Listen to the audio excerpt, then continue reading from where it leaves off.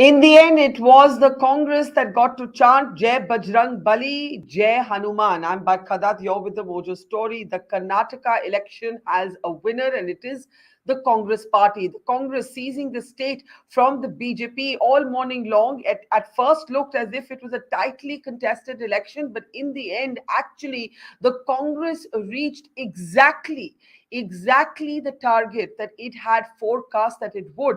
Siddaramaiah and DK Shivakumar had both been talking about somewhere between the range of 130 to 140 seats, and that's where the Congress's final score actually ended.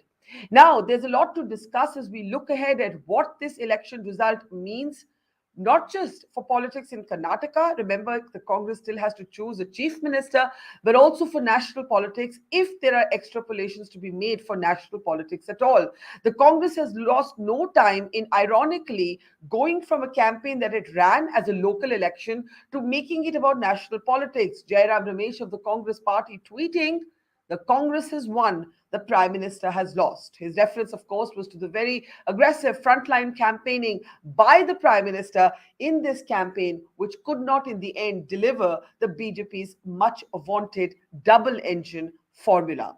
The outgoing Chief Minister, B.S. Bomai, acknowledged deficiencies and gaps in the campaign, but there's a lot to talk about on what might an opposition party template look like, at least at the state level, as this is a year with several other key contests in the states coming up. Let's introduce our guests on the program today. Joining us is veteran journalist Aarti Jairat. It's good to have you back with us, Aarti. Also joining us, we have two BJP spokespeople on the program today. We have Vinita Hariharan, who's a spokesperson from the BJP, and from Karnataka, we have a local BJP leader. Let's bring her up, Dr. Sudha Halkai. Welcome to the program. And also joining us from the Congress party is Salman Soz, its leader and spokesperson, and we'll be joined by Yashwant Deshmukh in just a moment.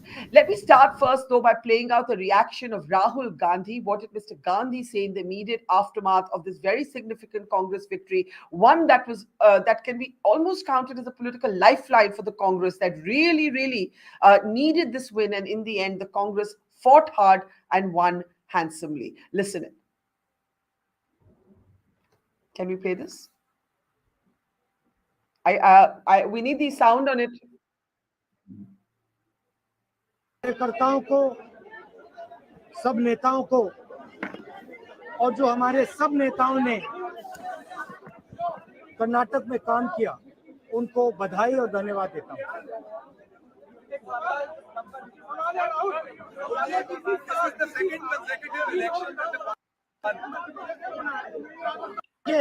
देखिए, कर्नाटक के चुनाव में एक तरफ crony capitalist की ताकत थी, दूसरी तरफ गरीब जनता की शक्ति थी, और शक्ति ने ताकत को हरा दिया। और यही हर स्टेट में होगा। कांग्रेस पार्टी कर्नाटक में गरीबों के साथ खड़ी हुई, हम गरीबों के मुद्दों पर लड़े, और मुझे सबसे अच्छी बात यह लगी कि हमने नफरत से, गलत शब्दों से ये लड़ाई नहीं लड़ी। हमने मोहब्बत से, प्यार से, दिल खोल के ये लड़ाई लड़ी, और कर्नाटक की जनता ने हमें दिखाया कि ये देश मोहब्बत इस देश को अच्छी लगती है।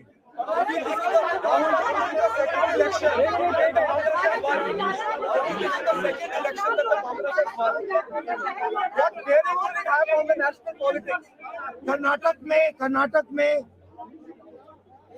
नफरत की बाजार बंद हुई है, मोहब्बत की दुकानें खुली हैं। ये सबकी जीत है। सबसे पहले ये कर्नाटक की जनता की जीत है। हमने चुनाव में कर्नाटक की जनता से, गरीब जनता से 5 वायदे किए थे। मैंने अपने भाषण में कहा, खारगे जी ने भाषण में कहा, सब नेताओं ने भाषण में कहा था कि हमारे 5 वायदे हैं। हम इन वायदों को पहले दिन पहली कैबिनेट मीटिंग में पूरा करेंगे। मैं फिर से कर्नाटक की जनता को दिल से बधाई देना चाहता हूं, धन्यवाद देना चाहता हूं। नमस्कार, जय Hind. Rahul Gandhi making a short and crisp statement there, but talking about Nafrat ke Bazar band hue. I want to bring in Salman for first thoughts. And Salman, obviously, the Congress, which ran a very localized, some would say deft, smart campaign, sidestepping a kind of Rahul versus Modi contest, is now nationalizing it in the aftermath of the victory. First of all, congratulations, of course, to your party and to your team. But when Jairam Ramesh tweets, the Congress has won, the Prime Minister has lost. How do we understand that remark, Salman Soos? Thanks, Barkha. Congratulations to the people of Karnataka, because ultimately it is this government that is going to work for them. And I'm happy for them, and I'm happy for our party. I think it is a big morale booster. This was a critical election for us. It really sets the stage for things to come this year in other state elections, and of course in 2024. Now, what Jairam Ramesh said, let's face it, let's be realistic. The fact of the matter is that if the BJP had won, then everybody, including all of the people out here, would say that it is Mr. Modi's victory. The Prime Minister basically camped in Karnataka. He camped in Karnataka at a time when Manipur was burning, when he should have been Prime Minister, when he should have been calling for calm, when he should have been calling for peace. He was derelict. He basically stopped being the Prime Minister. He became like a regular communal kind of hate-spewing leader. And of course, it is natural for us to say that we ran a campaign. Yes, we connected with the people of Karnataka about the issues that they care about. But mind you, our local leadership was very, very strong, and they had great backing from our national leadership. So it was a team effort. So it was Team Congress that has won. And of course, the Prime Minister led from the front. He tried to think that he could win this election single-handedly. He made it a one-man show, as he always does. The BJP made it a one-man show. The only thing we see now is that TV channel after TV channel is putting Mr. JP Nadda's face on the BJP.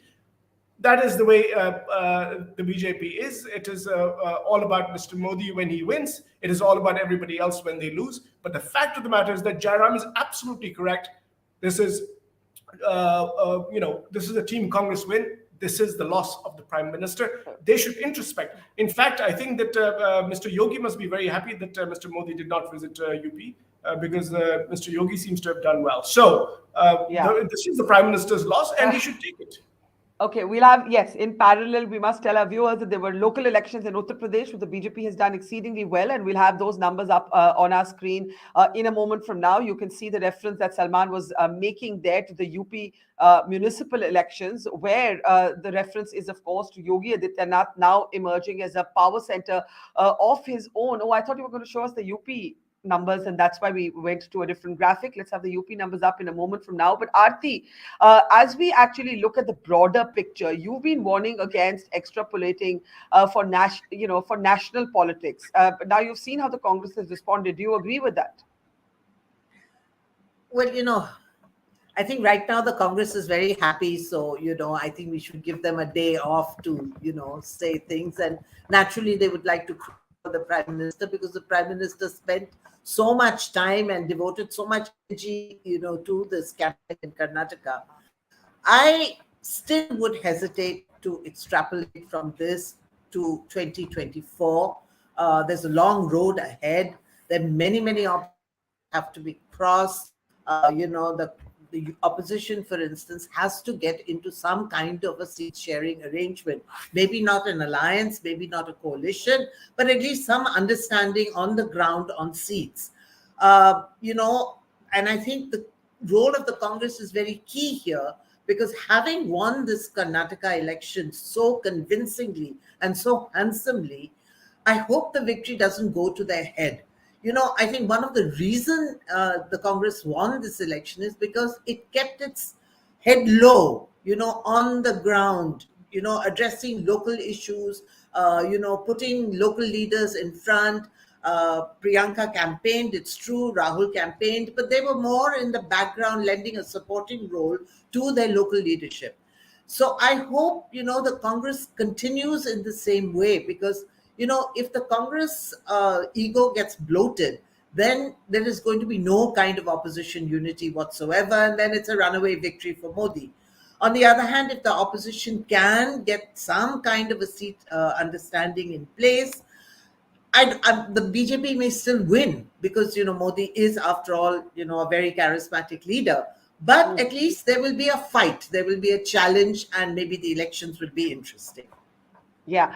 So actually, it's very interesting. This how much of national politics could change or need not change depending on what's happened in Karnataka. Because of course, Vinita Hariharan, your party swept the last Lok Sabha elections. But the point that Salman Soz made, that if you had in fact won the state, you would have said it's the Modi factor, the overriding Modi factor. But today you are not prepared to say that if you have lost, then the Modi factor did not work. How do you tackle that question?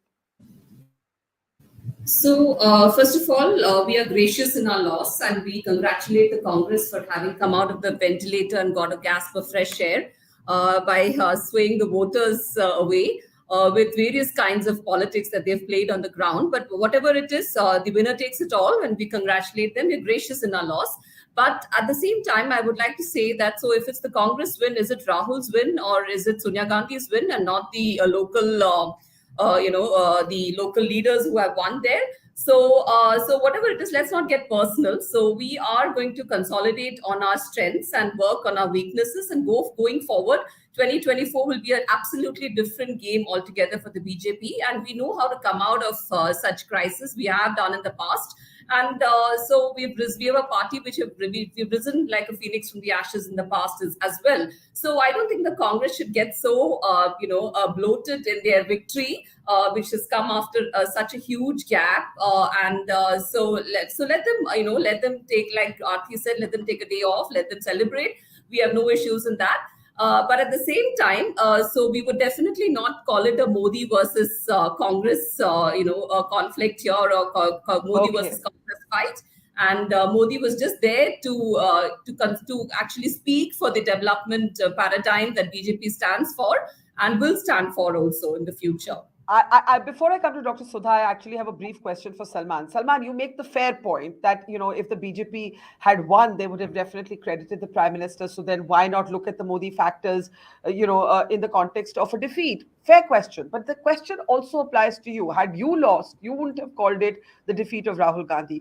All your political parties do the same thing. And equally, therefore, there was a lot of focus on a tweet on the Congress feed this morning, which had the lyrics of a hit song, I Am Invincible, for Rahul Gandhi. This was before the election had even been called. And this video had no shots of Siddaramaiah or DK Shivakumar. Later, Supriya Srinath argued that this video was not connected to Karnataka. It was about Bharat Jodo and so on. But to Aarti's point, that, are you slipping back into that sort of slight smugness? And are you also being fair about who really should get the credit for this win? What would you say? Well, I would refer you to my first comment where I said that this was a team effort. Our local leadership led from the front, and our national leadership was there to support them in any way they could. So did I say that this was a victory of Rahul Gandhi and nobody else? I did not say that. In fact, you should listen to what he says himself, that this is the victory of our workers. This is the victory of basically the poor and the dispossessed of this country. This is not Rahul Gandhi is not saying that this is Rahul Gandhi's victory. Priyanka Gandhi is not saying that this is Priyanka Gandhi's victory. You people are basically saying that, oh, why are you saying it? We are not saying it. You're saying it. We're saying that this is Team Congress. Now, it is a legitimate point to say that this is the defeat of the Prime Minister, because the Prime Minister led the BJP from the front. He was derelict in his duty. He was not Prime Minister for so many days. At the critical time in India's history, in Manipur's history, he was not Prime Minister. And we have to call him out. It was a loss. I think the least the BJP should have done is given him local intelligence so that they would know, that they must have known that this was not going well. His intelligence must have told him, but he did not. So it is, I think this is Team Congress. We're clear about it. Mr. Siddaramaiah, Mr. DK Shivakumar, our local leadership, our party infrastructure, our workers, and of course, Kharge ji, Rahul ji, and Priyanka ji, and Sonia ji, everybody, we pitched in. So I think the credit goes to a team effort. And on the other side, we did not see the kind of team effort that was needed. They were very bad to their senior leaders like Mr. Yediyurappa. I think that also was a factor. So yeah, let me in fact, we're a team, and we'll fight as a team. And by the way, this whole idea that this has nothing to do with 24, I think that is also in some ways. Can we explore? Yeah, can we explore that in a moment from now? Okay. We'll definitely discuss it. I just want to bring in Dr. Sudha for a perspective as a state leader of the BJP, on what went wrong in the BJP's campaign. Mr. Bomai has used the phrase deficiencies and gap. Definitely, when we look at, and can we actually change the slides now? If you look at how the Congress, the communities and spaces in which the Congress has done well, Dr. Sudha, certainly, of course, the Congress has done very well with marginalized groups, better among the poor than among the rich, better among Dalits and Adivasis, very well in Muslim-dominated seats. But it's also broken into the traditional strongholds of the BJP, including the Lingayat-dominated seats. And you can see there, the Congress is 45 compared to the BJP's 20. Now, many people believe that this is the, one of the key takeaways, and it also has to do with the marginalization of someone senior like Mr. Yediyurappa. Dr. Sudha, how would you respond, ma'am? Yeah, good evening to Barkha and all our viewers. I would very well go with the stand what Vinita has said, that let the Congress have their share of oxygen from the ventilator now. One thing what I really felt was where the people of Karnataka got carried away was the freebies, which was told in the form of money, cash, in fact. So it was somewhere, when you calculate the sum of all the freebies, what they're giving, it is somewhere coming around to 7,000 to 8,000. But in our manifesto, definitely we had thought about their nutrition, about the education, about the empowerment, especially about women. And these were the factors. We were giving the facilities in the form of all these things, where I think that has not touched the heart of the people. People really want, they felt that they have already been given with these 7 to 8,000. So I really don't understand this. But definitely I respect the mandate of the people for whatever done. What about Mr. Yediyurappa? Mr. Yediyurappa has, no, 1 second, yeah. Mr. Yediyurappa ji has stood strong till today, I must say, he has rented his hands to the this coming elections, and nowhere he was sidelined or cornered. He was very much there on top of all of us, and as the tallest leader, he was there to guide us. And let me tell you, take the history of Karnataka, Barkha, you can see that every time it is a changed government. People doesn't elect the same government. So this was expected for few of us because of this one thing. Second thing is we have performed very well. No regrets about it. Take it COVID, take it floods, and take it a part of development. In the past 56 to 60 years, what development has not taken place? In past 4 years, we have done more than 50% of the development. Take it from health sector to industrial sector to. So why do you think? So why do you think these are your numbers? Yeah, you make the correct point that in 38 years. Definitely. Just let me get a sentence in. You make the correct point that in Karnataka in 38 years the state has not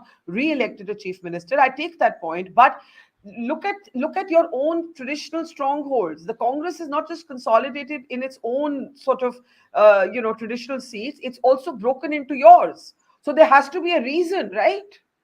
Definitely, we need to go into depth of what has really gone wrong. We need to introspect, and we need to see what good has to be done about all the loopholes, what was there for these elections. We will definitely work on it, Barkha.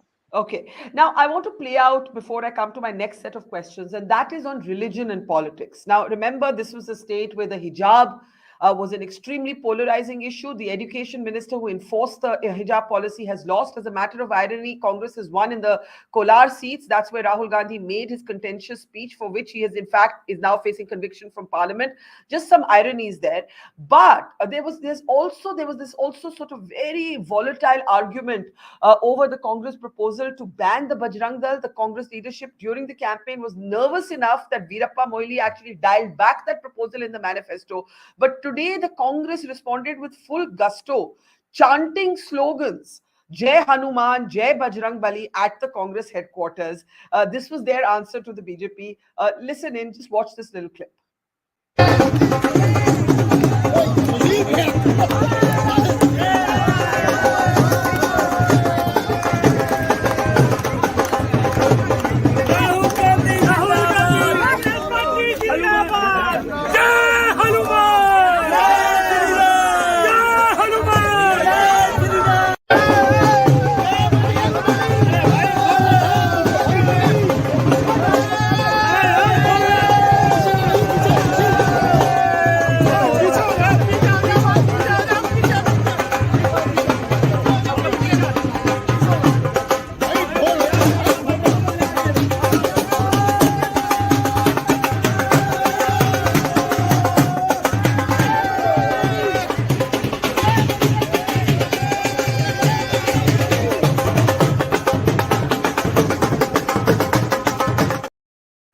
Okay, so you also, I don't know if the Congress this was meant to be a moment of humor, or was it meant to say you can't appropriate our faith? One more thing before I get reactions to this was a Congress tweet. This was clearly meant to be a tongue-in-cheek sort of pushback against the BJP. Jai Bajrang Bali tod di bhrashtachar ki nali. This was the Congress meme on the social media feed after its victory. Aarti, I want to bring you in. It's nice to see some wit, sharp wit back in politics. So that part is good. But the fact is that something was very pointed also. Priyanka Gandhi, as you pointed out in the morning, went and offered prayers in a Himachal temple, which was a Hanuman temple. You had Bhupesh Baghel on his Twitter feed reciting lines of the Hanuman Chalisa. You have Jai Hanuman and all, these kind of chants at the Congress office. What's going on here, Aarti? I don't think Aarti can hear me yet. Yeah. Okay. Let me take the same question to Salman. It's an interesting question, Salman. What is the Congress trying to actually say here, Salman? I think what we are saying is that Hinduism is a religion of love, peace. I mean, and it cannot be co-opted by people who basically, I remember, Barkha, when we were growing up, we went to school together, Barkha, you and I. I remember we used to watch Ramayana, and for us, for kids, Hanuman was the best. He was fun, he was strong, he was loving, caring. And what has the BJP done to this deity? They've made him an angry deity, and that is something that we must all fight against, right? I mean, Hanuman belongs to everybody, and not just to the BJP and the RSS. And they've kind of created a very bad image, and a kind of an image that must hurt so many Hindus. That how can you do this? How can you use our gods to fight your political battles? That's what the BJP has been doing consistently, and I'm so happy that the people of Karnataka told the BJP that we know the difference between Bajrang Bali and Bajrang Dal, the gundas of Bajrang Dal. But will the Congress now actually ban the Bajrang Dal? We don't actually know where the party stands on that. No, the party will follow the rule of law. That is what we are for. We want to follow the Constitution. And if you go against the Constitution, if you go against the rule of law, then we will have to act, no matter who it is. So that is what the Congress party stands. And by the way, the scenes that you saw, whether it was Priyanka ji or whether it was Baghel ji, it is about making sure that everybody understands this is our religion. You cannot just take it away. This is not your private property. I want to come back to whether the Congress will backdial on the Bajrang Dal proposed ban, but I just want to read out the Prime Minister's statement coming now on Twitter. I thank all of those who have supported us in the Karnataka elections. I appreciate the hard work of the Karyakartas. We shall serve Karnataka with even more vigor in the times to come. Congratulations to the Congress party for their victory in the Karnataka polls. My best wishes to them in fulfilling the people's aspirations. Quite as a democracy should be, this is how transition of power has always taken place in our country, and it's something we should be proud of. Especially when we look at what's happening in our neighboring country. I want to actually just bring in Aarti, because Aarti, I was trying to say that you flagged. Aarti, can you hear me? First, tell me that you can hear me. Yes, Okay. I can hear you. Okay, Yeah. I was saying you flagged in the morning Priyanka's the prayers at a Hanuman Mandir, and now you've seen the Hanuman motif kind of run through the Congress's celebrations. How do you see this? Well, not just that. If you go back to the scenes outside the Congress party office, they even shouted Jai Sri Ram. There was this guy who was raising the Jai Sri Ram slogan, which is, almost, I mean, it is basically a BJP slogan.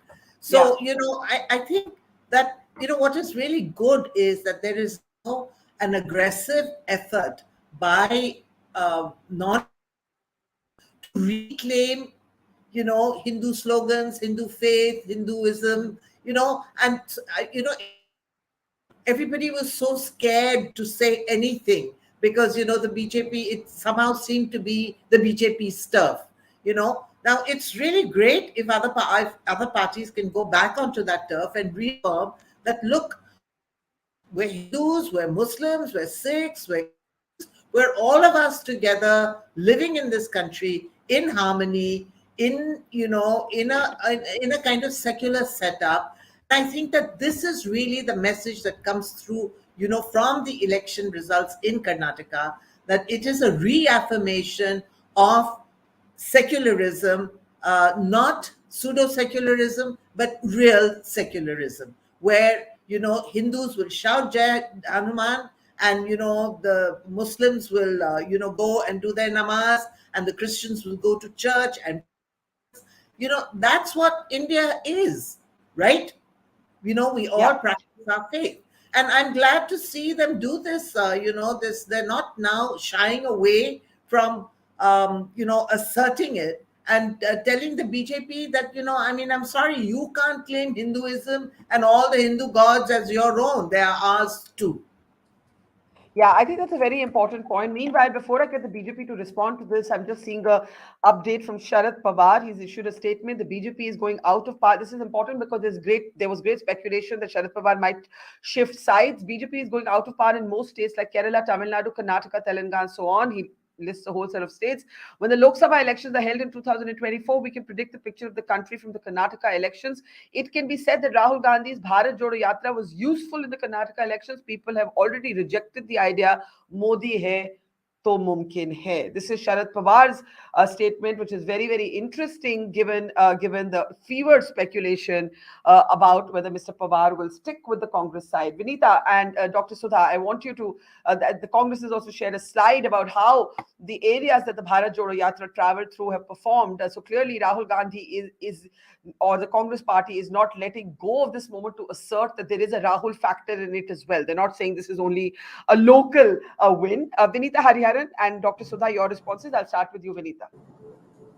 Yeah, so first of all, I must commend that their victory efforts are really puerile, and the way they are, chanting Bajrang Bali ki Jai and all of that.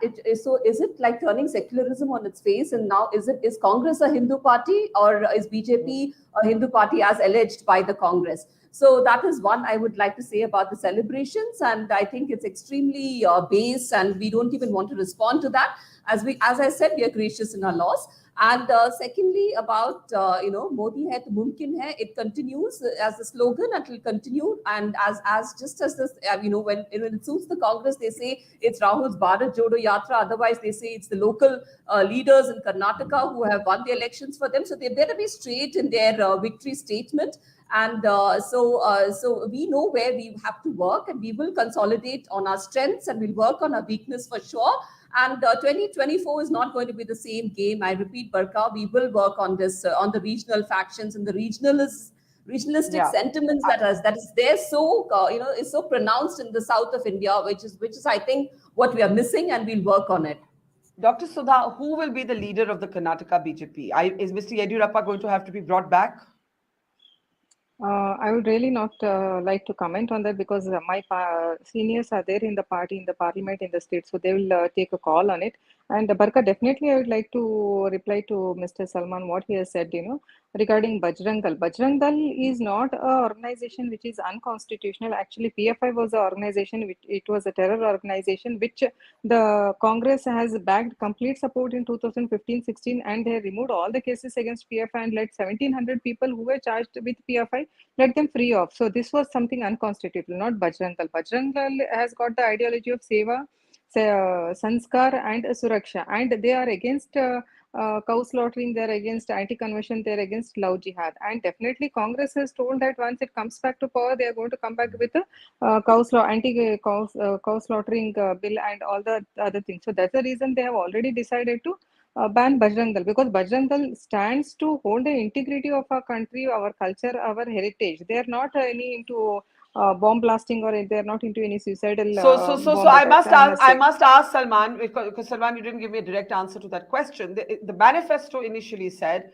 we propose, if we win, to ban the Bajrang Dal, clubbing And it with one second, Barkha, 1 second, please, excuse me. Yeah, And they told okay. that they're going to ban PFI. PFI is already banned by a center and in the state. And when Okay. Mr. Sidramaya was there, we had an appeal from the center, please coordinate with us and help us out to ban PFI. But they didn't receive any positive response from the state. And that's the reason in this government we had to ban PFI. So what do they have to tell about it? Why they want to ban PFI, which is already banned? Very Okay, strange. no, my question is, then we saw Mr. Moily backpedaling on that proposal and saying there's no such proposal. Anyway, states can't ban organizations, any organization. Salman, where does the Congress stand? This is now a real question. You're going to run the government. We're going to run the government, and we're going to run the government per the rule of law. Bajrang Dal, I mean, I know the BJP spokesperson seems to love this organization, but we know these people are gundas, hooligans, and they basically made life hell for so many people. Now, it's very nice of BJP to kind of a BJP spokesperson, BJP leaders talking about things like love jihad, which is totally fake stories, but they love this kind of stuff because they want to divide Indians. Because that's how their politics works. But that is not what the Congress wants to do. The Congress wants to work for everyone, whether you're Hindu, Muslim, Sikh, Isai, anything. That's our politics. That is what we are trying to put forward. I think. But you didn't answer my question. Do you No, stand by let me, but the answer is very simple, Barkha. Rule of law. The Congress government will enforce the rule of law. If you're going to work under the law, no problem. If you're not going to work under the law, no matter who you are, you will be taken to task. Okay. And if you forget Bajrang Dal, you could be BJP. It doesn't matter. You have to work within the constitutional system. And by the way, in this Nafrat Bazi of the BJP, ultimately it is true. The Bharat Jodo Yatra and the Mohabbat ki dukaan khul gayi.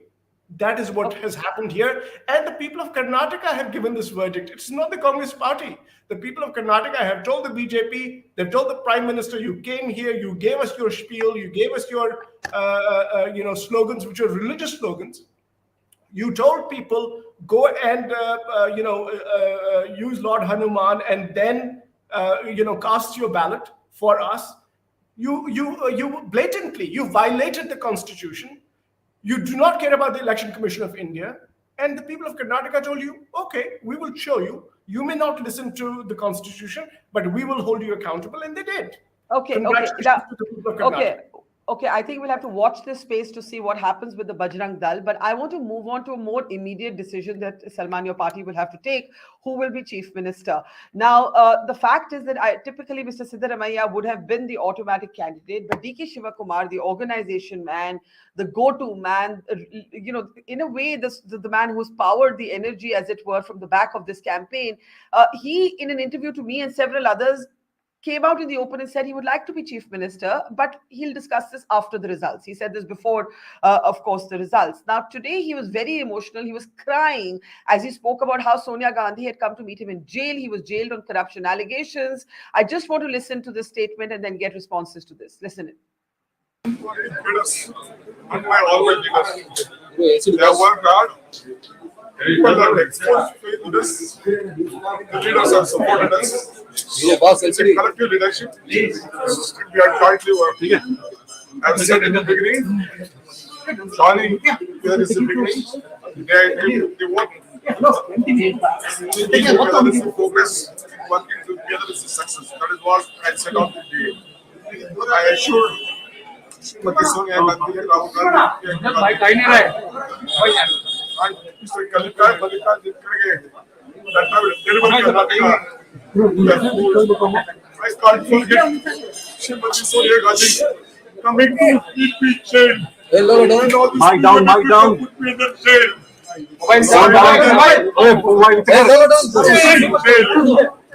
Having an office.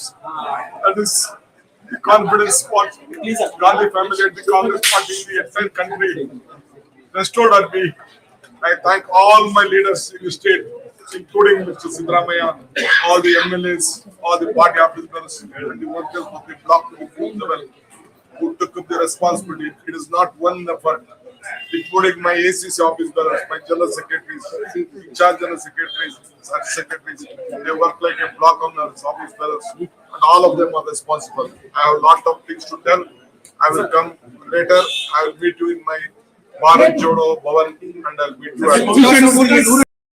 Okay, there was a lot of noise around him, but I just want to say he clearly cries as he says, I will never forget how Sonia Gandhi came to meet me in jail. Now, this is somebody, Aarti, Mohandas Pai in the morning, who's from Bangalore, otherwise a supporter of the Prime Minister. He was saying, D.K. Shivakumar will be chief minister one day. You can't keep someone like D.K. Shivakumar down.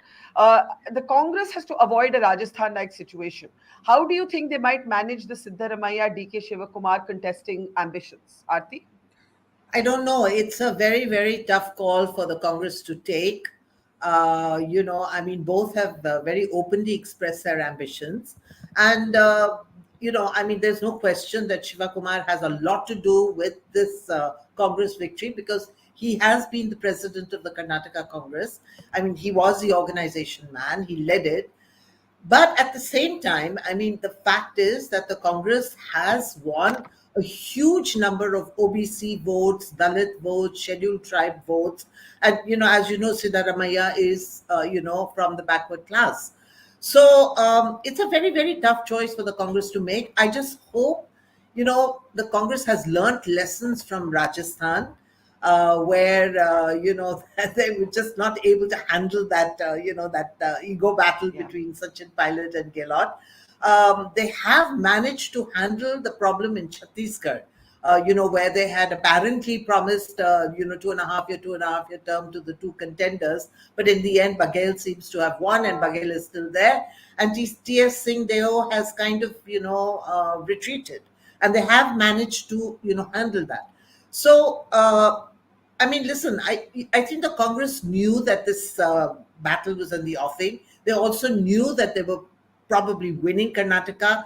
So I would think the kind of focus and the kind of planning that they have shown through the campaign, they must have a plan in mind for, post elections on who is going to be the chief minister. And I would hate to hazard a guess because I'm not privy to any information. But I would think that, given the way they have planned this whole campaign, I think they do have a post-poll plan in mind. Salman, as we speak, Mr. Shivakumar is actually meeting with Mallikarjun Kharge, and some people were even suggesting Mr. Kharge could also be chief minister. I don't know why he would stop being Congress president and become chief minister, but that's also floating around. But DK Shivakumar, I want to repeat the clip we've already played for my interview. He actually used this lovely phrase. He said, "Loyalty will lead to royalty. I need all your blessings to be chief minister." Old style, open politician, no filters. He wants to be chief minister. How is the party going to handle his ambition? How do you avoid an open, festering wound like the one you have in Rajasthan? Well, whether it is Siddaramaiah ji or DK Shivkumar ji, they're both stalwart leaders of the Congress party in Karnataka. They've really stayed with the party through thick and thin. They've really persevered. They've really fought against the BJP, not just in this election, but for years now. And both are very, very deserving leaders, and both are very, capable people. So, in some ways, we're spoiled for choices, right? I mean, we have such amazing people, and I think the only way to do this is to do this through consultations with everybody, including the legislature party. That is how we do things. That is the typical Congress way. We typically do not have a chief ministerial face, and after the elections, if we win, as has happened thankfully in Karnataka, then we take it to the leadership, take it to the local leadership, take it to the MLAs, and have consultations at the senior levels. I think that is how this will be done. I frankly am not privy to what the deep internal situation is, but it's going to be. I think it will be resolved one way or the other. These are very important leaders of the Congress party. I'm sure they'll work it out. I don't think they're going to let this great victory go to waste. So we're all hopeful. Okay, I have just a couple of minutes left. Dr. Sudha, you're from Karnataka. You understand the politics maybe better than all of us. Who do you think will be chief minister if you had to hazard a guess, Dr. Sudha? Probably it will be DK Shivakumarji. From my analysis, I feel he is going to be. Interesting. Because he is the one who organized Judo Yatra, and he was completely the main captain of the ship, I can say, behind all this victory. So I think definitely he'll be there. They'll give him a chance. It is my prediction. Very interesting.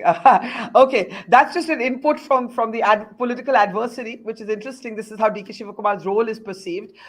He's the more flamboyant sort of person to Siddaramaiah's more low-key, but also grassroots style. Very, very different leaders. So it's an interesting contrast. In these last 5 minutes, I want to just briefly turn my attention to another election to talk about national politics and the BJP's double engine mantra. In most states, the chief minister of a BJP state has not been consequential. It is the Modi factor that has dwarfed that state or directed that state. only in one state is the BJP seeing somebody rise who stands probably independent, not only because of the prime minister, and that is Yogi Adityanath. And I just want to okay, I just want to. Oh, I see Yashwant. Yashwant, you came just in time. We were just closing, but we'll have 10 minutes more. We'll extend it a bit. We were just talking about UP, and I want you to talk. We were talking about this double engine mantra and how in most BJP states, who the chief minister is has never mattered. The BJP Central Command changes the chief minister at will. The one person who's emerging as a leader within the BJP, independent of Modi. When I say independent of Modi, I don't mean the Modi factor doesn't matter in UP, but I mean that he has a standing of his own that the BJP central leadership can't ignore, is Yogi Adityanath. And these are the results of the UP municipal elections, which also took place today. So, Yashwant, the big picture for the BJP, the limitations of the double engine narrative, the rise of Yogi Adityanath, the fact that there will be much focus now, much debate around the Modi factor, your take. Yeah, I mean, obviously, Yogi Adityanath is the factor. There are actually two, I've always mentioned, there are only two states and two chief ministers who can support the double engine narrative. Number one is Himanta Biswa Sarma, and number two is Yogi Adityanath. Why I am saying Himanta Biswa Sarma is because he carries, just like Yogi Adityanath carries the gravity of 80 seats in UP, Himanta carries not just Assam, but actually he is kind of the point person for BJP in the entire Northeast, whatever the political management that BJP has to do in the Northeast. So yes, I mean, that's true. The double engine sarkars have been largely, the narrative has been failing because it has been only one engine, single engine taking the burden of the non-existent or non-performing engines and other state chief ministers of the BJP.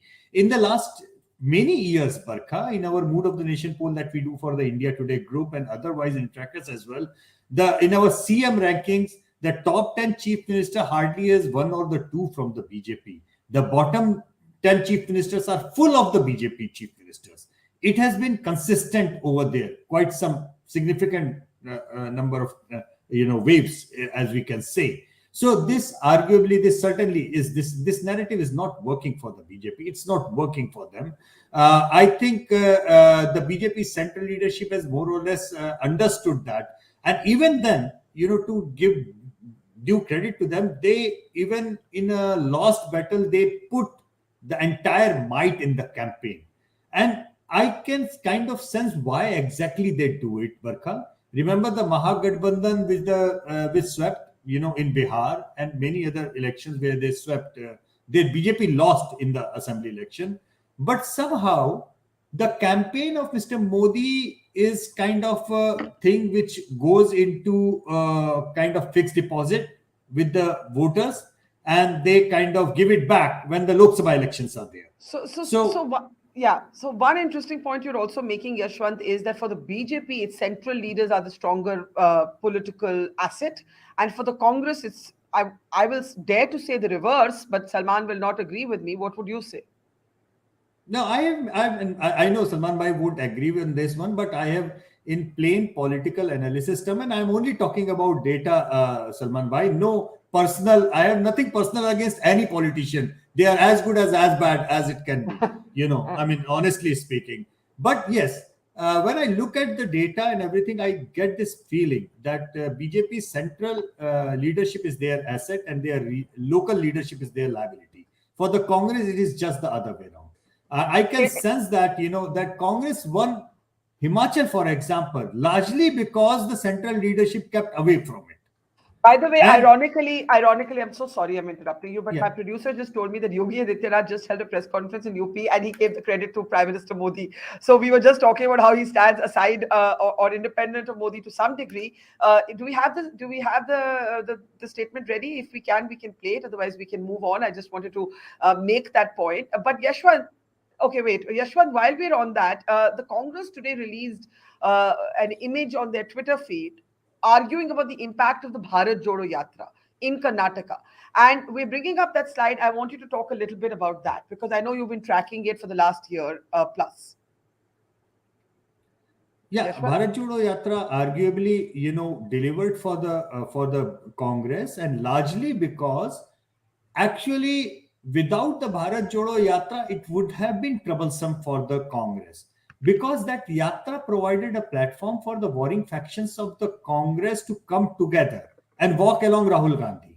So what happened was that in order to prove their, loyalty, or whichever way you say it, both the factions, they pulled out their numbers. The Bharat Jodo Yatra in the Karnataka was a grand success because both the factions were working to, top up each other. That okay, देखो मैंने ज़्यादा लोग किए हैं, क्या मैं ज़्यादा ले. Yeah. Did we just lose Yashwant Which there? kind of Yeah, there you're back. enthused, Yeah. which enthused the entire Congress rank and file, and that delivered it.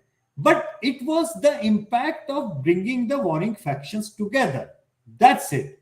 It was not the national narrative, not the national leadership, not Adani for sure. 40%, 40% thing stuck to the BJP on the perceived corruption of the local leaders, not Adani. So if the Congress tomorrow thinks it is a mandate for Rahul Gandhi and defeat of the Narendra Modi individual, which Jairam Ramesh tweeted so gleefully today, if the Congress tomorrow thinks that the 40% narrative worked in Karnataka and they should now work really hard to take the Adani narrative in the center, they can do it. But the data suggests it is unlikely to work in that way. I mean, we know. I somehow, something tells me that it is very, very hard to fight the desire of, taking it national for them. I would be really surprised if Congress is not doing it. I think that's a really interesting point, and I'm going to use it to take last comments from all of you. But Yogi Adityanath's statement on the UP win is up. Let's listen in. प्रदेश में Bharatiya Janata party के कार्यकर्ताओं की मेहनत, सरकार और संगठन के बेहतर समन्वय, आदरणीय प्रधानमंत्री जी के सुयोग्य और यशस्वी नेतृत्व और उनके मार्गदर्शन में उत्तर प्रदेश नगर निकाय के चुनाव में भारतीय जनता पार्टी ने अब तक की सबसे बड़ी विजय प्राप्त की है। 17 नगर निगमों में पहली बार भारतीय जनता पार्टी सभी नगर निगमों में एक साथ पूर्ण बहुमत के साथ विजय प्राप्त करने में सफल हुई है। इसके साथ ही जो 17 नगर निगम हैं, इनमें से 3 नगर निगम नए गठित हुए थे, जिनमें अयोध्या, मथुरा वृंदावन और शाहजहांपुर। मथुरा वृंदावन और अयोध्या में विगत वर्ष चुनाव संपन्न हुए थे और शाहजहांपुर में पहली बार चुनाव हुआ है। 17 के 17 नगर निगमों में, जिनमें से हर एक नगर निगम 5 लाख से लेकर के 50 लाख मतदाताओं या आबादी के बीच का होता है, और इतनी बड़ी आबादी की जनता को प्रदेश के अंदर बुनियादी सुविधाएं उपलब्ध कराने, उनके समग्र विकास और उन्हें स्मार्ट सिटी के रूप में विकसित करने के आदरणीय प्रधानमंत्री जी के विजन को डबल इंजन सरकार ने जिस प्रभावी तरीके से आगे बढ़ाया है, आज ये जनादेश सबके सामने है। Okay, he stresses that it's the best ever performance of the BJP in the UP polls, but is very careful to keep referencing the Prime Minister. I want to pick up Yashwant's last point to Salman, because I know, Salman, you've been a very vocal voice in this Adani Hindenburg thing. But I think Yashwant makes a very important point, the value of local identifiable issues. What makes noise in Delhi does not make noise in Bengaluru. That 40% Sarkara tag stuck. If you ask the voters of Karnataka about Adani, Hindenburg, their eyes might glaze over. They might have heard of it vaguely, but not see it as something that impacts their lives. The Congress made this mistake with Rafale in 2019. Yashwant's making the point that, you've got to not read the wrong message from this win. What do you say, Salman? Look, I think we have to take a step back a little bit, right? This election if it is a local election, which it is, right? I mean, what are people voting for? People are talking about their job situation. They don't have jobs, right? Poverty is relatively widespread. People don't have opportunities. Yes, there is corruption. What does corruption lead to? It leads to lack of good public services. Things that are bread and butter issues, whether you have LPG and fuel prices, inflation, etc. Those were the issues for the people of Karnataka. But those are the issues for the people of India. This is not just about Karnataka. This is about all of India.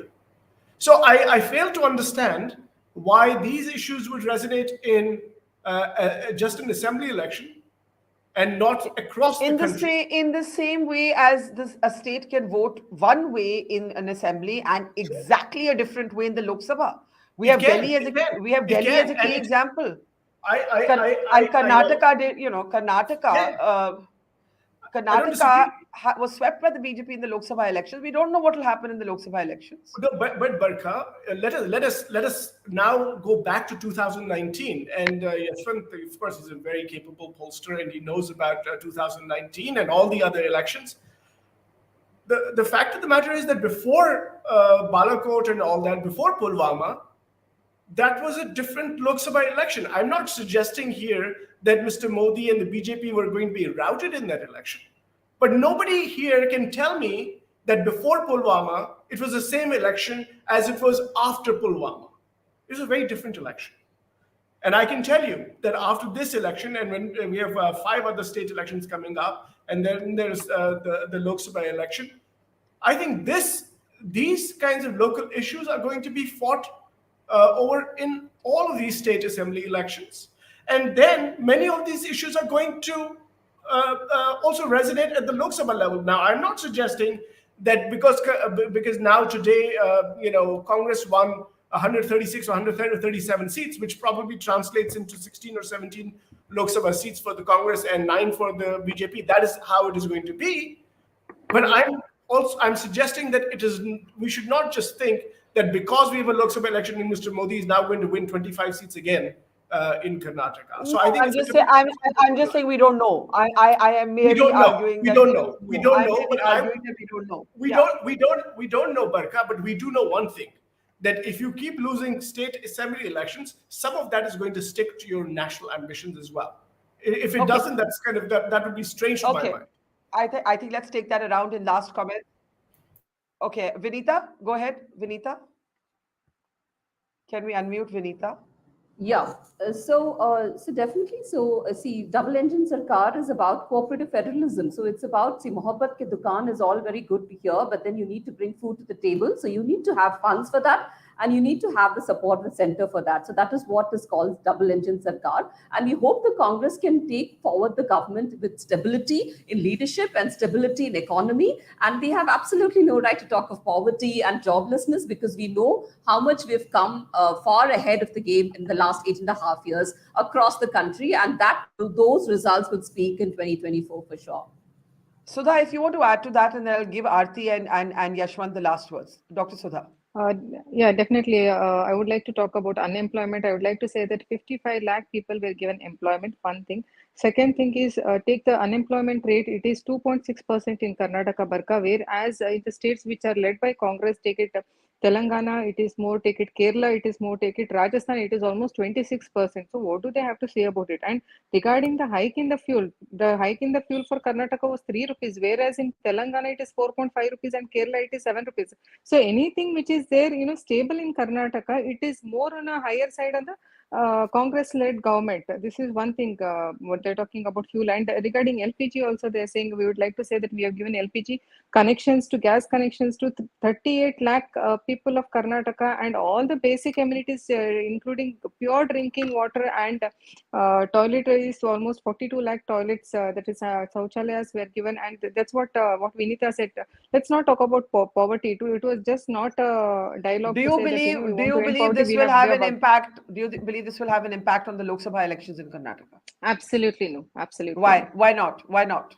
I'll tell you, the center has worked day and night. I told you, Jaan hai to Jahan hai. See, when it was only Modi ji and the central team who could inspire the scientists and the healthcare workers to stand united, to stand strong to fight against COVID, take it lightening the diyas and what other things. So we were just, we are increasing the morality of Oh, our scientists and the healthcare workers. And one thing, Barka, see, when the scientist invented a vaccination, I'm a doctor, I know, because, it takes years together to find a vaccine. But here, in case, we were blessed enough that, they have invented within a year, and one vaccination costed not less than 1,300 rupees in the initial days. So, two vaccination has been given to all the citizens of Karnataka. That is 12.5 crore vaccinations has been given, and that leads to a lot of, at least one family, not uh, less than 17 to okay. 18,000 has been given. So Okay. definitely, center has done enormous work, and people of India or Karnataka will have gratitude for that. Okay, we'll put aside the COVID debate. I think that's a very different kind of conversation, which maybe we need to have separately. I need to start wrapping. Aarti, Salman insists that but you need a spate of assembly defeats for the BJP has to have an impact on national elections. A lot will depend on what happens in the next 3 elections this year. Aarti, go ahead.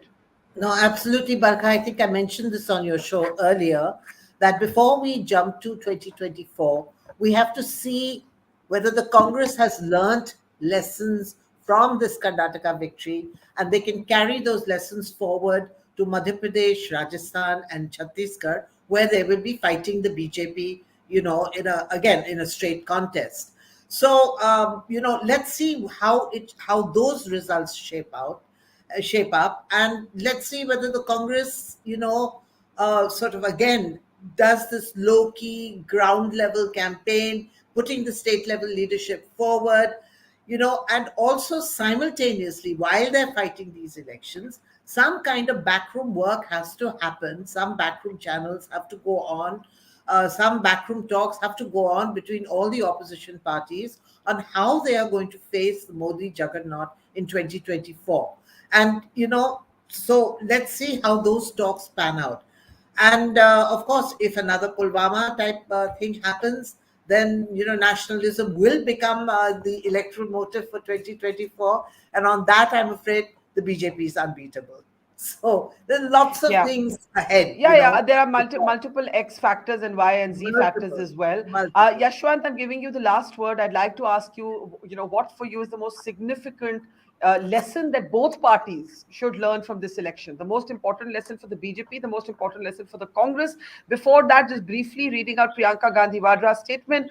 I congratulate the people of Karnataka. They've sent a message to the state that the public wants a politics that resolves their issues, a politics where their issues are discussed. People of Karnataka and Himachal have proven that politics of diversion, I first thought it was division.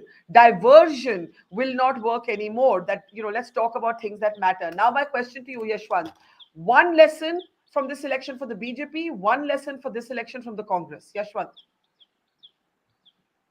A proper evaluation of the work of their elected representatives who get elected in the name of Mr. Modi. Because लहर में जीतते हैं, उनके काम का कोई audit नहीं होता, केवल और केवल 5 साल के बाद में जब पब्लिक वोट डाल के बाहर कर देती है तभी पता लगता है कि इसने कुछ काम नहीं किया. One lesson for the Congress, trust your regional leaders, leave them with their work to do and credit them, give enough, appreciate them, give them enough space and time. Don't impose yourself on your regional superstars. That's one lesson for the Congress, I would say. But going forward in the last 24, we still have 12 months to go from here on. Next year, probably at this time, we will be having a different debate. But what I can see is an inherent contradiction in the opposition rank and file, which is proven in Karnataka, by the way. You can see the numbers that BJP's vote share is static. They have not dropped vote to Congress. Yeah. Whereas Congress has gained from JDS account. And that is precisely the problem. The regional parties in India, Barkha, are alive and kicking because they have eaten up the Congress vote bank. So if the Congress goes up, it is a danger signal for the regional parties.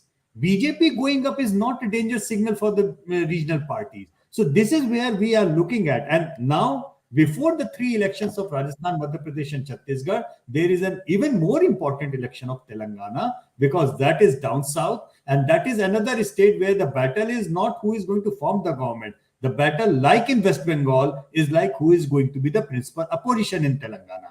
And that is a battle of Congress versus the BJP. Direct battle in Telangana.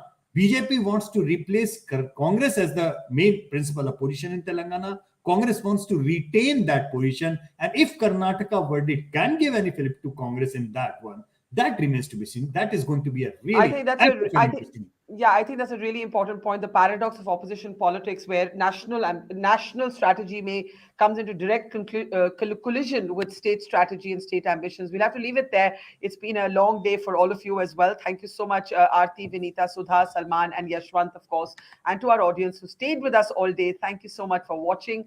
Have a great weekend. Take care. It's great to see you here. Thank you for watching our work. If you haven't subscribed yet, don't forget to click the bell icon and subscribe to Mojo Story and support independent, robust journalism.